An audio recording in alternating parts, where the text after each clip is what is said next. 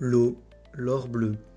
L'eau des rivières et des lacs façonne les paysages alpins depuis des millions d'années. Néanmoins, depuis le XIXe siècle, l'homme s'efforce de contenir cette ressource grâce à des barrages construits à divers endroits stratégiques des Alpes.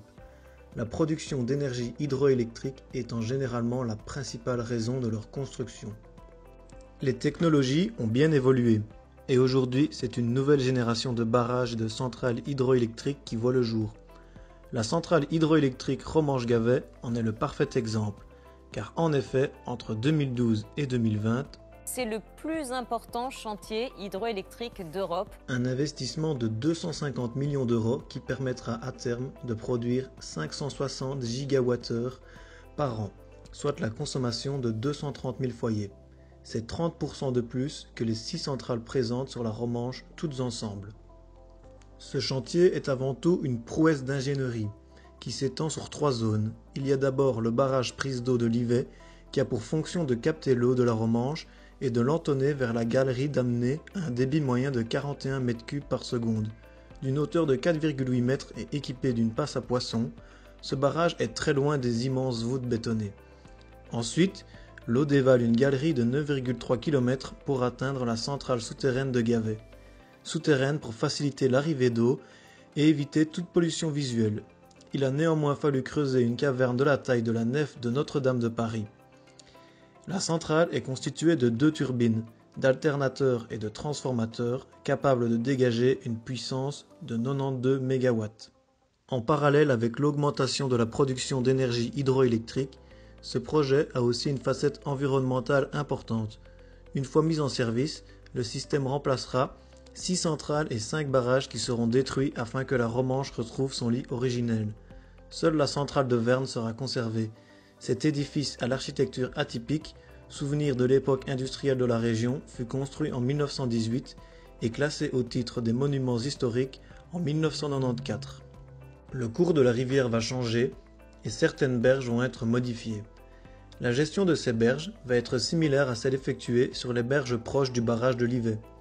En effet, sa construction avait nécessité la mise à nu de 9 hectares de terrain. Une fois que les infrastructures ont été terminées, un enrochement non bétonné a été effectué. Ensuite, un géotextile a été posé pour limiter l'érosion des berges et les stabiliser.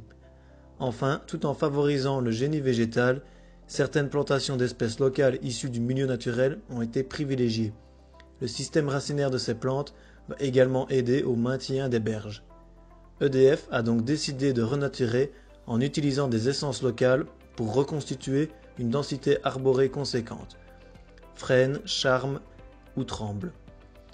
Ils ont privilégié les espèces fixatrices d'azote et une attention particulière a également été portée aux espèces exotiques envahissantes pour limiter leur prolifération. Une liste des végétaux ligneux et herbacés avec leur zone de récolte a été incluse dans le cahier des charges des travaux. Les premiers résultats des plantations furent encourageants. De hauts taux de reprise des espèces ligneuses en haut des berges ont été observés, notamment les saules pourpres et les saules drapés. Néanmoins, les crues printanières ont limité la reprise des rameaux plantés plus bas sur les berges. Les espèces herbacées ont bien repris partout où elles avaient été semées et se sont dispersées facilement les années suivantes. D'autres travaux de gestion environnementale de la Romanche ont été réalisés, notamment à l'île Falcon où la Romanche sortait naturellement de son lit en cas de crue avant la construction d'aménagements pendant l'époque industrielle. Depuis 2011, les 100 hectares de l'île Falcon ont retrouvé leur aspect naturel grâce à un plan de gestion environnementale. Certaines digues ont été détruites, les espèces invasives ont été limitées pour préserver la forêt alluviale et d'anciens bras de rivière ont été rouverts. Ce nouvel environnement, peu profond et ombragé, devient un espace favorable à la truite fario, aux plantes des milieux humides, ainsi qu'aux castors. Plusieurs espèces d'oiseaux ont également fait leur retour pendant les périodes de reproduction.